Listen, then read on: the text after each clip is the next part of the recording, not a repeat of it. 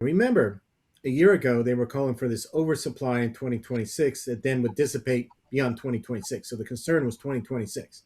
Well, we're not facing an oversupply for 2026 anymore. And even when we were saying, well, it's going to time back up beyond 2026. So I still think the fundamentals for the sector, for oil, and in particular for natural gas in particular, I think the fundamentals are very strong. So I'm as core holdings, I'm not going to say, you know what, I think oil's gone as high as it's going to go. I'm selling all my energy stocks. I'm going to buy them back 20 points lower. I'm just not, I don't think nobody can predict the market to that extent to say that. Hey, So when Bob, companies just when companies like just this are one printing thing I would money, just have you look at is when these stocks get as far above the 200-day moving average as they have ever been, and that's Yeah. where we are right now. You know, Yes. it's long in the tooth, and that Yeah. doesn't mean they're going to come crashing down, but it's really hard to get them to go up a hell of a lot. See Netflix, which we talked about at 130 before it went to the 80s. You know, it's a phenomenon that occurs a lot. Hmm. You know, uh, so just I'm keeping an eye on it, but CNQ and CVX are fitting that description. They've been monsters. You've been dead right, but they're extended a long way above their 200-day moving average. Yeah. And if I look at, say, if I were to do something on C&Q, I'd look out to June. And right now, you know, June, say I want to write June $55 covered calls.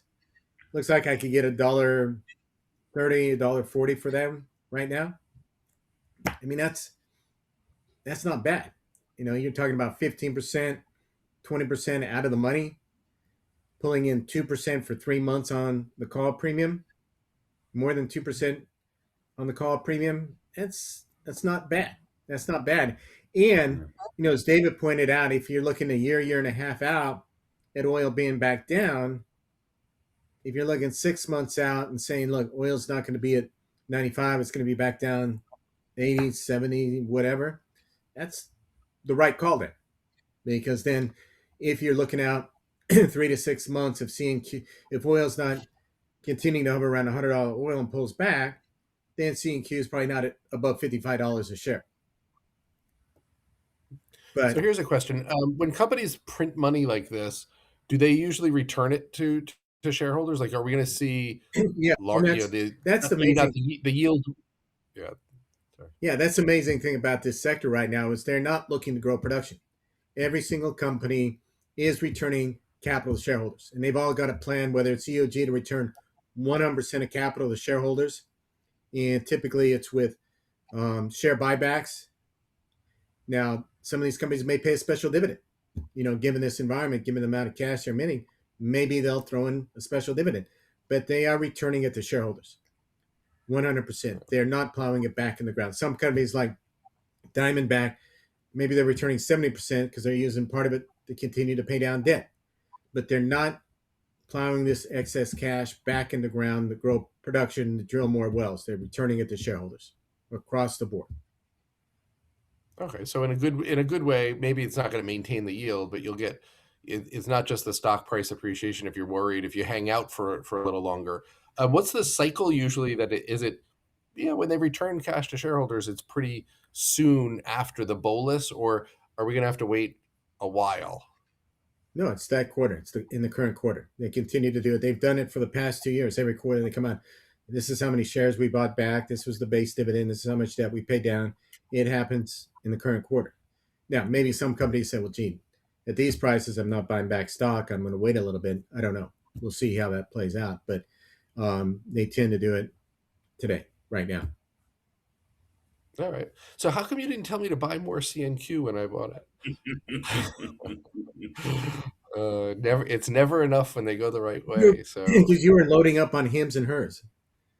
that's probably There true. you That's go. probably true. Touche. So, Touche. all right. Anything else before we move over to Kevin? No, I think that's it. Natural gas prices haven't spiked the way oil is, but um, the fundamentals long term for nat gas are fine here, and I'm sticking with those names too. It's a little bit of a different story on natural gas than it is on crude oil, but natural gas is going to be fine too. And this little cold spate in the Northeast, that's, I think we talked about it right before we started, or as we were starting. Like, is this something to? Yeah, that could affect things in the short term, or no? It's so limited it doesn't matter. It's somewhat limited. The market's looking beyond the next week or two to the shoulder period, and then hitting in the summer as to where storage levels are going to be coming out of the winter, and then what we're looking at during the summer and going into next winter. So it's not a, for all practical purposes, the winter's over. All right. Well, Kevin, what do you have for us today? You always have Real, real, some interesting real stuff. quick, I want to stick it with Cheniere Energy, LNG, for 2 seconds. Bob, look at this 257.65 level back here, January of 25. When it gets above that, uh, that's a breakout, and the volume is confirming that there's a lot of people that are seeing what you're seeing. So you see a print above 257.65, a close.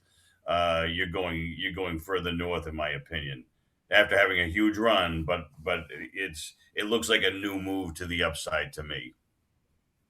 Yeah, and that's What the one that's name worth. I added. I've been nibbling at adding a little bit last week. So yeah, I'd start chomping. 257.65. Start chomping. Okay. Anyway, what I have is Goldman Sachs. Charlie has been talking about this for a while. He just went in our internal chat, came back and said, yeah, 1Q is probably going to be good, but watch out for the other 3 quarters of 26.